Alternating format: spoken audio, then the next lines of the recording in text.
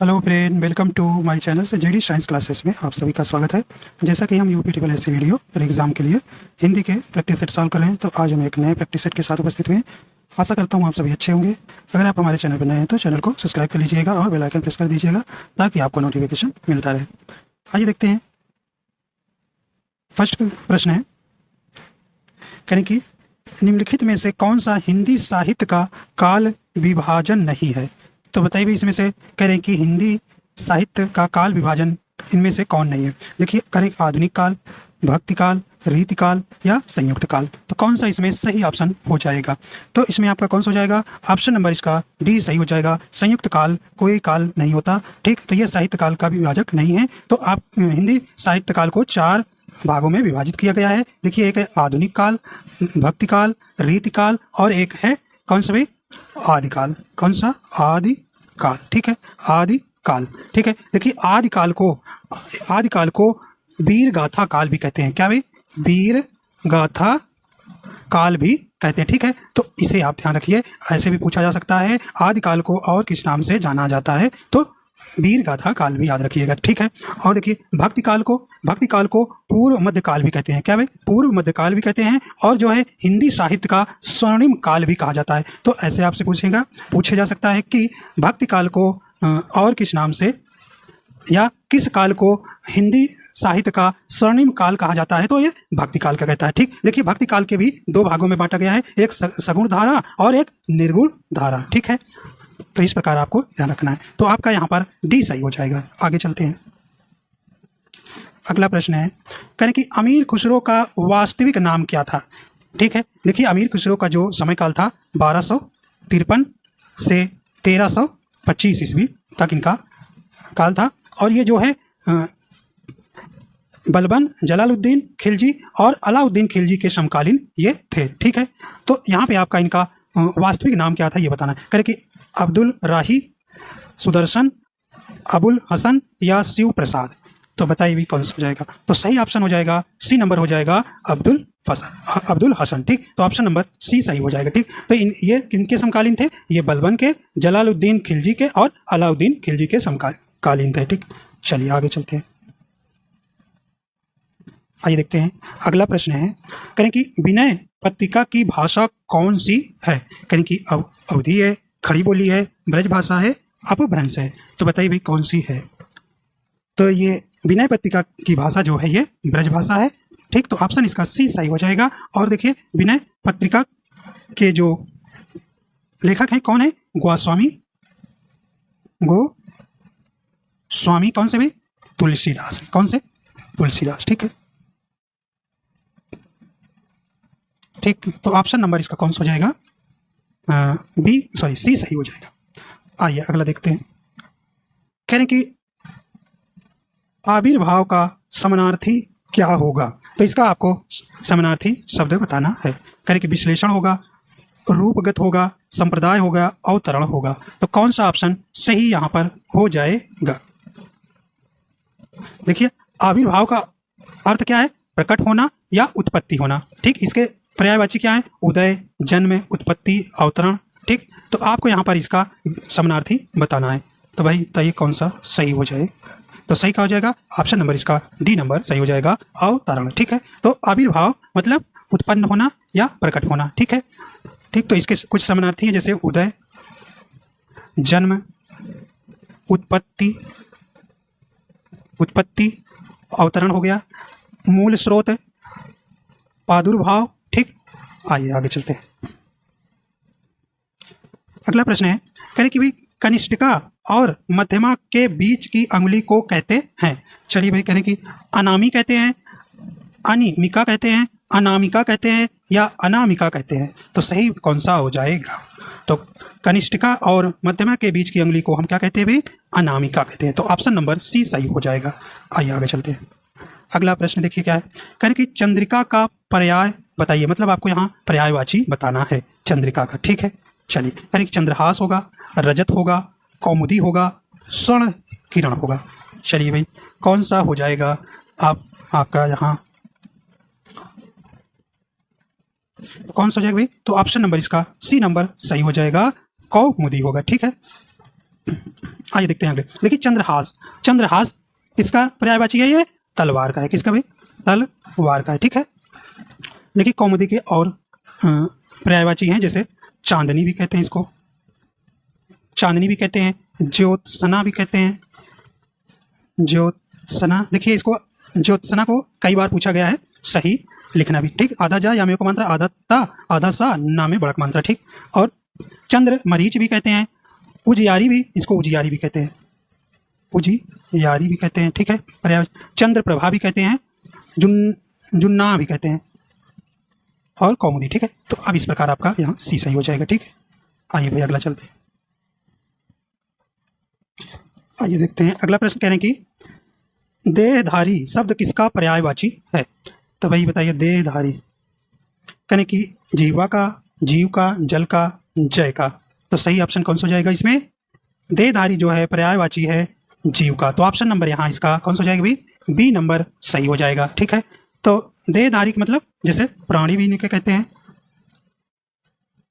देहवंत भी कहते हैं, जीव भी कहते हैं, तनुधारी भी कहते हैं, तनुधारी भी कहते हैं, शरीरी भी कहते हैं, ठीक है।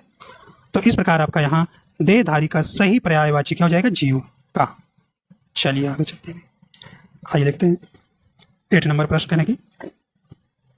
कह रहे हैं कि कोश, कोश। देखिए इसमें सा का अंतर है, शब्द युग्म का सही अर्थ आपको बताना है। चलिए कौन सा यहाँ सही हो जाएगा? देखिए तो सही ऑप्शन कौन सा हो जाएगा यहाँ? देखिए एक कोश, इसका कोश, कोश मतलब क्या हो जाएगा? ये आपका हो जाएगा खजाना, खजाना, ठीक है। और एक ये कोश का मतलब हो जाएगा शब्द संग्रह। तो इस प्रकार आपका कौन सही हो जाएगा? ऑप्शन नंबर ए सही हो जाएगा, ठीक है। चलिए आगे चलते हैं। देखिए यहाँ आपको मिश्र वाक्य है, 9 क्वेश्चन का जवाब देना है। कह रहे उसने अपना घर लुटा दिया। फिर कह रहे हैं कि सूरज उगने पर कुहासा फट गया। कह रहे उसके पास जो कुछ था वह खो गया, उसका सब कुछ खो गया। चलिए बताइए। तो 9 का ऑप्शन नंबर कौन सा सही हो जाएगा? मिश्र वाक्य सी नंबर सही हो जाएगा, उसके पास जो कुछ था वह खो गया। आइए देखते हैं अगला प्रश्न है। कहें कि वाह वाह में कौन सा विराम चिन्ह लगता है? कहें कि निर्देशक, योजक, विस्मयादिबोधक, पूर्ण विराम। तो सही बताइए इसमें कौन सा हो जाएगा? तो भाई यहाँ पर आपका कौन सा चिन्ह हो जाएगा? तो आपका यहाँ सी नंबर सही हो जाएगा, विस्मयादिबोधक, ठीक है। आइए अगला चलते हैं। देखिए भी अगला प्रश्न है, कह रहे इनमें से कौन विकारी शब्द नहीं है? देखिए विकारी शब्द आपको बताना है, इसमें कौन सा नहीं है। चलिए कह रहे कि संज्ञा है, क्रिया है, विलोम है, सर्वनाम है, ठीक है। तो सही ऑप्शन इसमें सही कौन सा हो जाएगा भाई? सी नंबर सही हो जाएगा, विलोम जो है विकारी शब्द नहीं है, ठीक है। देखिए विकारी और अविकारी ये जो है क्रिया के आधार पर शब्द जो है 2 प्रकार के होते हैं। कैसे भी? क्रिया के आधार पर शब्द अगर आपसे पूछे तो कितने होते हैं? 2 होते हैं। पहला है कौन सा? विकारी शब्द, और दूसरा है अविकारी शब्द, ठीक। तो इस प्रकार देखिए विकारी शब्द के, इसको हटाते हैं। देखिए विकारी शब्द के कितने भेद हैं? 4 भेद होते हैं। कौन से 4 भेद? देखिए संज्ञा होता है, संज्ञा, सर्वनाम, विशेषण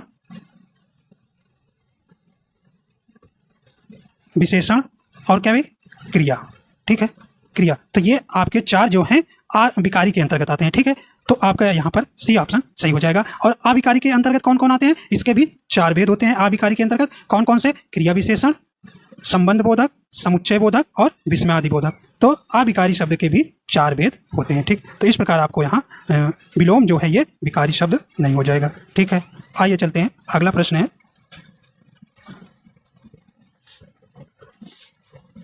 यानी कि अभिमानी का विलोम है, तो आपको यहाँ बताना है अभिमानी का विलोम कौन सा सही हो जाएगा।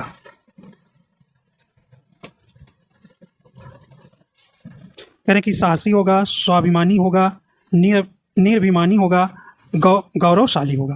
तो कौन सा सही ऑप्शन हो जाएगा? तो ऑप्शन नंबर इसका सी नंबर सही हो जाएगा। अभिमानी का विलोम निर्भिमानी हो जाएगा। तो ऑप्शन नंबर इसका सी नंबर सही हो जाएगा। आइए देखते हैं अगला प्रश्न। अगला करें कि निम्न में से असंगत या गलत विलोम शब्द का युग्म का कौन सा है? तो यहाँ पे आपको गलत विलोम चुनना है। करें कि घात का प्रतिघात सही है, प्रसारण का संकुंचन सही है, खग का मृग, करें कि शाश्वत का सदैव। तो ऑप्शन नंबर यहाँ पर कौन सा गलत विलोम है? ठीक है, तो ऑप्शन नंबर इसका कौन सा हो जाएगा? 13 का सी नंबर हो जाएगा। ठीक है, आइए अगला देखते हैं। करेक्ट, सोने में सुगंध मुहावरा का सही अर्थ है। सोने में सुगंध मुहावरा का सही अर्थ है सुंदर वस्तु में और गुण होना, सुगंध से युक्त आभूषण, सुंदर आभूषण होना या सुगंधित सोना। तो कौन सा यहाँ सही ऑप्शन हो जाएगा? तो ऑप्शन नंबर इसका ए नंबर सही हो जाएगा, सुंदर वस्तु में और गुण होना। ठीक, सुंदर वस्तु में और गुण होना। तो इस प्रकार आपका कौन सा ऑप्शन सही हो जाएगा? ठीक, तो ए नंबर सही हो जाएगा। चलिए देखिए अगला प्रश्न है।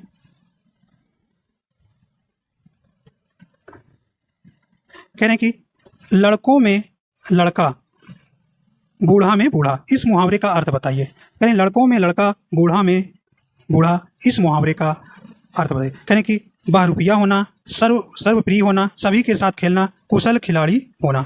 तो बताइए कौन सा यहाँ सही हो जाएगा? तो ऑप्शन नंबर इसका कौन सा सही हो जाएगा? बी नंबर सही हो जाएगा, सर्वप्रिय होना। ठीक, अगला देखिए। कह रहे कि आंधी आवे बैठ गवावे लोकोक्ति का उपयुक्त अर्थ है। ठीक है, तो आंधी आवे बैठ गवावे, कह संकट से मुंह फेरना, विपरीत परिस्थिति में उपयुक्त समय आने पर इंतजार करना, विपत्ति से टकराने का हौसला रखना, आंधी के बाद पानी बरसने का इंतजार करना। चलिए बताइए कौन सा सही हो जाएगा? तो सही ऑप्शन इसमें कौन सा हो जाएगा? बी आपका सही हो जाएगा, विपरीत परिस्थिति में उपयुक्त समय आने का इंतजार करना। ठीक है, देखिए अगला प्रश्न है।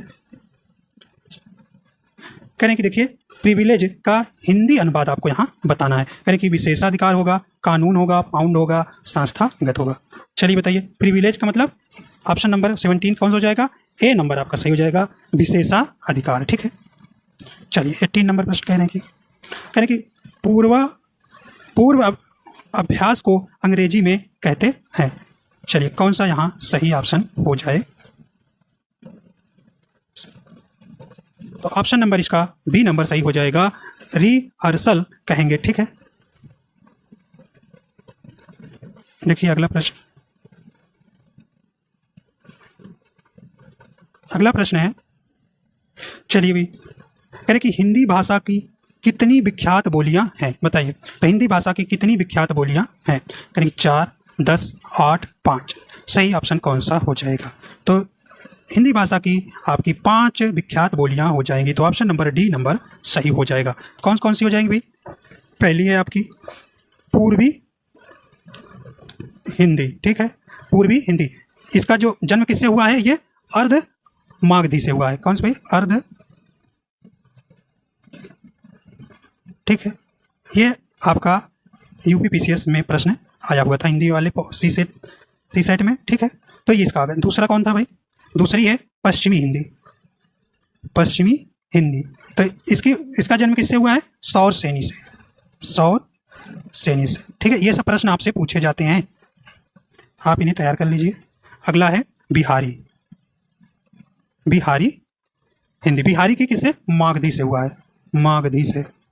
ठीक है, बिहारी का जो जन्म हुआ है वो भाषा का, वो मागधी से हुआ है। ठीक है, देखिए इसको हटाते हैं। अब देखिए और अगला है राजस्थानी। चौथा नंबर कौन सा भाई? राजस्थानी। देखिए राजस्थानी और जो है पश्चिमी, ये दोनों किससे जन्म लिए हैं? सौर सेनी से। सौर सेनी से। ठीक है, और एक 5वीं आपकी कौन सी है? पहाड़ी। पहाड़ी, तो ये खस सौर सेनी अपभ्रंश से, अपभ्रंश। ठीक है, इतना आप इसमें याद रखिएगा, इनकी उत्पत्ति हुई है। ठीक है, चलिए तो ये पूर्वी हिंदी जो है अर्ध मागधी अपभ्रंश से इसका जन्म हुआ है, और पश्चिमी का सौरसेनी से, बिहारी से मागधी से, और राजस्थानी का सौरसेनी से, और पहाड़ी हिंदी का खस सौरसेनी अपभ्रंश। ठीक, तो इन्हें आप ये यहाँ से प्रश्न आपसे पूछे जाते हैं। चलिए आगे चलते हैं। अगला देखिए भाई, अब देखिए उन्हीं कह रहे हैं कि इनमें से बिहारी हिंदी रूप नहीं है, तो आपको बताना है कि जो है बिहारी जो है हिंदी का रूप नहीं है, इसमें कौन से इसमें नहीं हो जाएगा। देखिए ये इसके कुल 3 उपभाषाएं हैं बिहारी के, तो भोजपुरी आती है, मगही आती है, मैथिली आती है। देखिए ये अवधी ये अवधी जो है पूर्वी हिंदी के अंतर्गत आती है, तो आपका यहाँ तो पूछा है बिहारी, तो ये आपका भी सही हो जाएगा। तो अवधी किसके अंतर्गत आती है भाई? पूर्वी हिंदी के। तो देखिए पूर्वी हिंदी के अंतर्गत भी आपकी 3 उपभाषाएं आती हैं। ठीक है, कौन कौन सी? देखिए अवधी आती है, ठीक है, ये पूर्वी के लिए बता रहे हैं। ठीक, अवधी, बघेली और कौन सी? छत्तीसगढ़ी। ठीक है, छत्तीसगढ़ी। ठीक है, तो ये 3 जो है पूर्वी हिंदी की उपभाषाएं हैं। ठीक है, चलिए तो भी आपका यहाँ सही हो जाएगा। और पश्चिमी के लिए कितनी होती है? 5 उपभाषाएं होती हैं। चलिए आगे देखते हैं। अगला प्रश्न है, तक शब्द किस वर्ग का है? करें प्रत्यय है, संज्ञा है, निपात है, ऋण है। चलिए बताइए भाई, तक, तो तक के अंतर्गत कौन सा आएगा? तो आपका ऑप्शन नंबर यहाँ सी नंबर हो जाएगा। ये क्या है? निपात के अंतर्गत आएगा। आइए अगला चलते हैं। अगला प्रश्न, मैंने आम खा लिया है, वाक्य में प्रयुक्त काल पहचानिए। करें कि मैंने आम खा लिया, देखिए हा आ गया है, अगर खा लिया होता तो पूर्ण भूतकाल हो जाता। ठीक है, तो अब देखिए यहाँ पर कौन सा सही हो जाएगा। तो सही ऑप्शन इसमें आपका कौन सा हो जाएगा? अपूर्ण भूतकाल, हेतु, मध्य भूतकाल, पूर्ण भूतकाल या आसन्न भूतकाल। तो भूतकाल के भी कुल 6 भेद होते हैं, तो बताइए कौन सा इसमें सही हो जाएगा। तो ऑप्शन नंबर इसका डी सही हो जाएगा, आसन्न भूत। अगला देखिए, भारतीय शब्द का बहुवचन क्या होता है? चलिए भाई, भारतीय शब्द का आपको बहुवचन यहाँ बताना है। चलिए करें कि भारतीयों या उपयुक्त में से कोई नहीं। तो सही ऑप्शन कौन सा हो जाएगा यहाँ? तो भारतीयों का बहुवचन भारतीयों हो जाएगा। ऑप्शन नंबर ए नंबर आपका सही हो जाएगा। चलिए अगला देखते हैं। अभी तभी व्याकरण की दृष्टि से है, कहीं संज्ञा है, सर्वनाम है, अव्यय है, काल है। ठीक है, तो अव्यय क्या होते हैं? इन पर जो है लिंग, वचन, कारक का कोई प्रभाव नहीं पड़ता है, ऐसे शब्द होते हैं जो अव्यय 4 प्रकार के होते हैं। तो यहाँ पे आप बताइए इसमें जो है कौन सा हो जाएगा? तो अव्यय हो जाएगा, तो ऑप्शन नंबर सी सही हो जाएगा। चलिए अगला बताइए भाई, कहीं निम्न में से भाववाच्य वाक्य का चयन कीजिए। चलिए भाववाच्य, तो वाच्य आप जानते हैं 3 प्रकार के होते हैं, कृतवाच्य, कर्मवाच्य, भाववाच्य। ठीक, कृतवाच्य में कर्ता की प्रधानता होती है, भाववाच्य में आपका कर्मवाच्य में कर्म की, और भाववाच्य में आपका अन्य। तो बताइए यहाँ पे सही ऑप्शन कौन सा हो जाएगा? भाववाच्य। करें वह रोती है, स्वादिष्ट खीर फाइजा द्वारा पकाई गई थी, वह कौन है? उन लोगों से आज खेला नहीं जाता। तो ऑप्शन सही डी नंबर हो जाएगा, उन लोगों से आज खेला नहीं जाता, इसमें भाववाच्य। ठीक है, आइए अगला देखते हैं। आचार्य का पुल्लिंग शब्द होगा। चलिए करें गुरु होगा, आचार्य होगा, शिक्षक होगा, आर्य होगा। सही बताइए कौन सा हो जाएगा? तो ऑप्शन नंबर इसका बी सही हो जाएगा, आचार्य। अगला प्रश्न, संज्ञा के जिस रूप से स्त्रीत्व का बोध होता है उसमें कौन सा लिंग होता है? बताइए कौन सा लिंग होता है? तो कौन सा होगा? बी नंबर आपका सही हो जाएगा, स्त्रीलिंग होगा। चलिए अगला बताइए, अपादान कारक किस वाक्य में है? बताइए भाई, अपादान कारक जिससे अलगाव का भाव उत्पन्न हो तो उसमें अपादान कारक होता है, बताइए कौन सा हो जाएगा? करें कि वृक्ष से पत्ते गिरते हैं, तो आपका कौन सा हो जाएगा? करें धोबी को धुलने के लिए कपड़े दो, उसकी गाय सुंदर है, वह फल खाता है, तो आपका ए नंबर सही हो जाएगा, वृक्ष से पत्ते गिरते हैं। अगला प्रश्न है, 8 बड़े चोर पकड़े गए थे, तो 8 बड़े चोर पकड़े गए थे, पुलिस की लापरवाही से आधे चोर भाग गए। ये तो भैया कहो आधे भाग रहे हैं, यहाँ तो पूरा भाग जाते हैं। चलिए वाक्य में किन शब्दों में विशेष संबंध नहीं है? देखिए नहीं वाला आपको बताना है। चलिए करें कि बड़े चोर, तो ये आपका संबंध सही है। करें कि आधे चोर सही है, तो विशेषण विशेष संबंध बताना है। तो देखिए विशेषण आपका बड़े हो गया, आधे बड़े हो गया, और विशेष क्या हो गया? चोर हो गया। चलिए करें पुलिस की लापरवाही, तो ये आगे देखते हैं, 8 बड़े चोर, तो ये भी आपका विशेषण विशेष सही है, संबंध, तो यही आपका सी नंबर नहीं सही है, पुलिस की लापरवाही। ठीक है, अगला है, कह रहे कि पशुता शब्द उदाहरण है। बताइए भाई, पशुता शब्द किसका उदाहरण? ये व्यक्तिवाचक संज्ञा का है, द्रव्यवाचक संज्ञा का है, भाववाचक संज्ञा का है, या जातिवाचक संज्ञा का है? चलिए बताइए।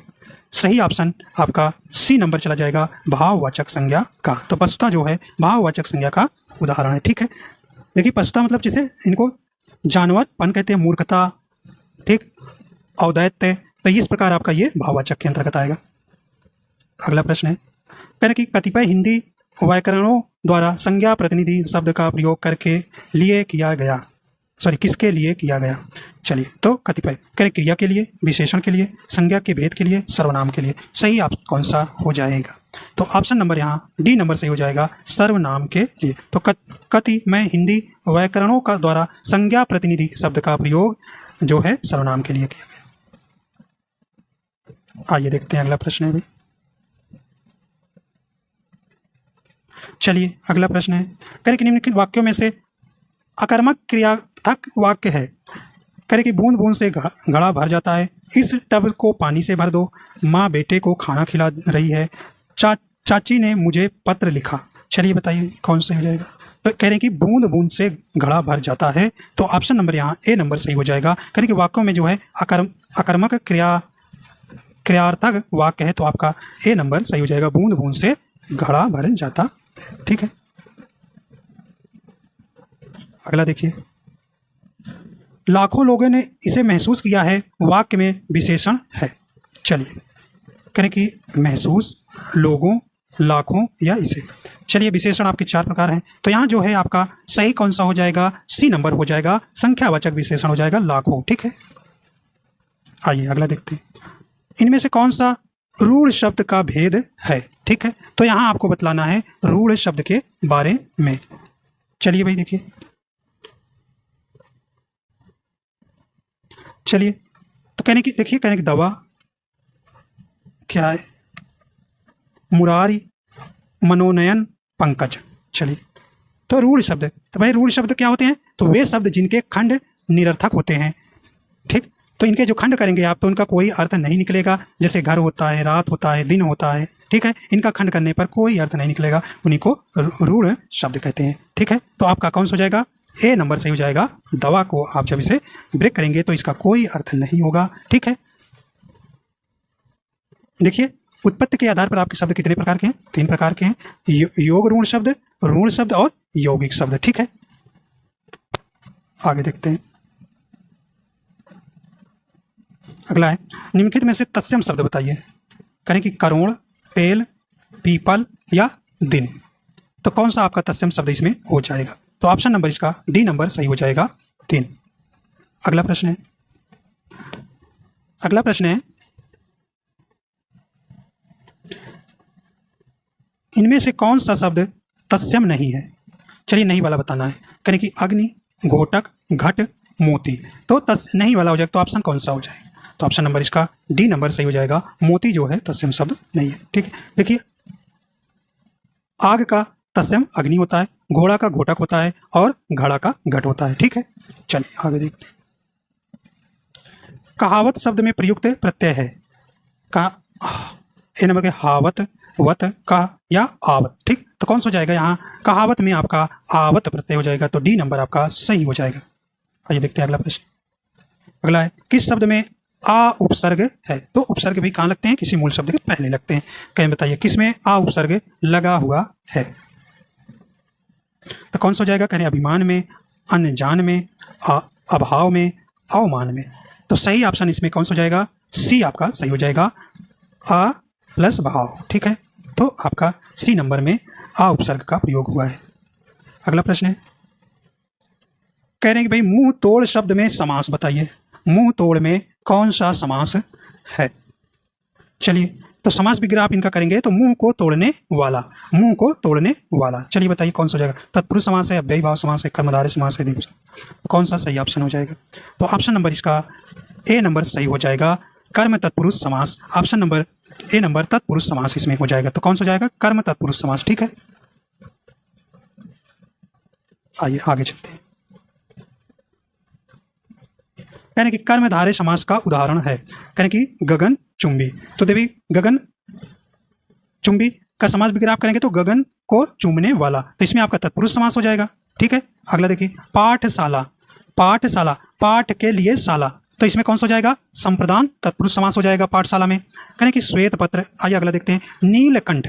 नीलकंठ मतलब नीला है कंठ अर्थात शिव का, नीला है कंठ जिसका अर्थात किसका? शिव का, तो यहाँ बहुब्रीहि समास हो जाएगा। तो एक ही आपका बचता है कर्मधारय, तो ऑप्शन नंबर सी जो है श्वेत प्लस पत्र। ठीक है, तो कर्मधारय समास की परिभाषा क्या है भाई?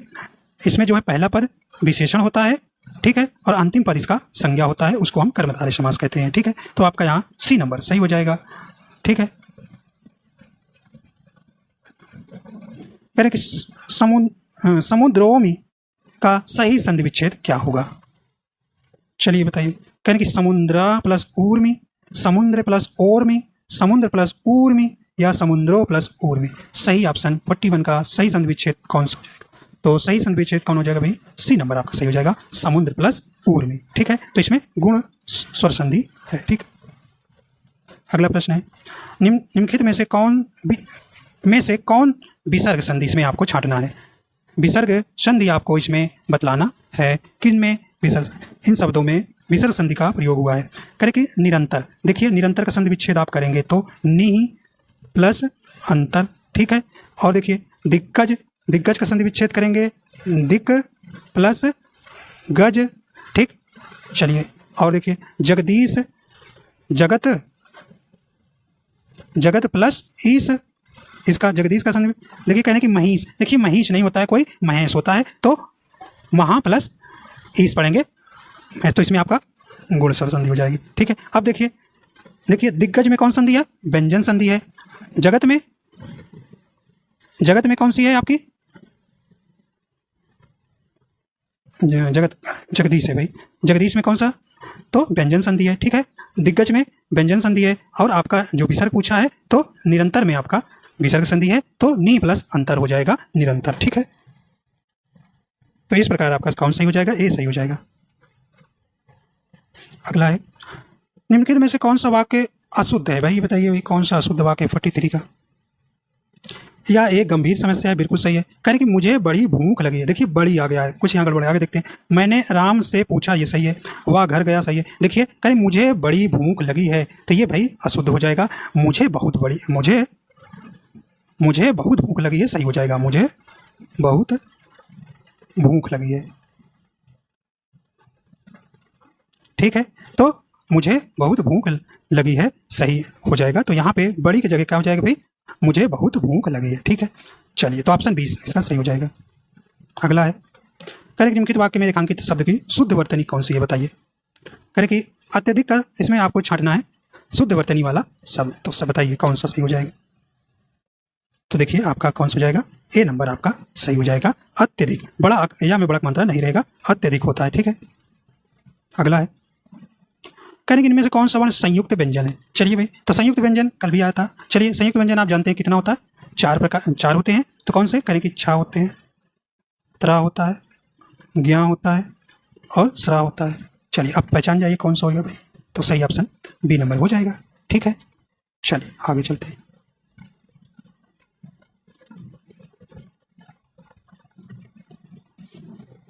आइए अगला देखते हैं। करें कि कौन सा कथन असत्य बताना है? करें कि अर्ध शासकीय पत्र मित्रता पूर्ण भाषा में लिखा जाता है, संबोधन के लिए प्रिय लिखा जाता है, स्व निर्देश के लिए आपका सद्भावी सिसेली जाता है। अगला है इसमें भेजने वाला हस्ताक्षर करके, और बताते हैं हस्ताक्षर करके, इसमें भेजने वाला हस्ताक्षर करके पद का उल्लेख भी करता है। तो कह रहे हैं कि कौन सा इसमें आपको गलत बताना है भाई? कौन सा यहाँ गलत हो जाएगा? तो आपका ऑप्शन नंबर यहाँ पे डी नंबर जो है गलत हो जाएगा। आपका डी नंबर जो है गलत है। करें इसमें भेजने वाला हस्ताक्षर करके पद का उल्लेख भी करता है। ठीक, तो उसमें उल्लेख नहीं करता, तो ये डी आपका सही हो जाएगा। आप देखिए भाई, तो यहाँ आपका देखिए पैसेज आ गया। अब कह रहे हैं कि आपको 4 क्वेश्चन यहाँ पैसेज में करना है। करें कि 47 से लेकर 50 तक। तो आप देखिए इस पैसेज को आप क्या करिए, पढ़ लीजिएगा, और हम आपको प्रश्न का उत्तर आपको बता दे रहे हैं, तो आप इसे पढ़िएगा। चलिए देख लीजिए भाई।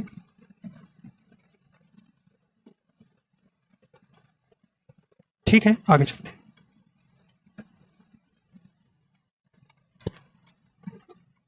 आइए देखते हैं, इसको प्रश्न को हम करा देते हैं आपसे। देखिए, कह रहे हैं कि लेखक के अनुसार विज्ञान किस पर आश्रित है। तो आप इन्हें पढ़िएगा तो आपको मिलेगा जरूर। तो हम आपको ऑप्शन आंसर बता दे रहे हैं, ठीक। तो आपका यहाँ पर बी ऑप्शन इसमें मिलेगा प्रमाण, ठीक है। चलिए अगला देखते हैं। कह रहे हैं कि विज्ञान और धर्म दोनों एक अंतिम लक्ष्य क्या है, दोनों का अंतिम लक्ष्य। तो करें, चलिए तो कौन सा इसमें सही हो जाएगा, तो ऑप्शन नंबर डी हो जाएगा, सत्य की खोज, ठीक। आप पढ़ेंगे तो मिलेगा। अगला देखिए, कह रहे कि मनुष्य अंधविश्वासी कैसे बनता है। देखिए तो कौन सा इसमें आप लगाएंगे, इन तीनों कारणों से, ठीक। स्वयं को असहाय मानकर, स्वर्ग के आकर्षण से और नरक के भय से, ठीक। तो इस प्रकार आपका डी आ जाएगा। चलिए आखिरी प्रश्न है, विज्ञान किस पर विश्वास करता है। तो किस पर, तो इसमें बी नंबर आएगा, सत्य पर, ठीक। तो इस प्रकार आपके टोटल 50 प्रश्न जो है आपके कंप्लीट हो जाते हैं। तो आशा करता हूँ आपको पसंद आया है। अगर पसंद आए तो हमारे चैनल पर नए हैं तो चैनल को सब्सक्राइब कर लीजिएगा और लाइक एंड शेयर कर दीजिएगा। वीडियो देखने के लिए आपका बहुत बहुत धन्यवाद।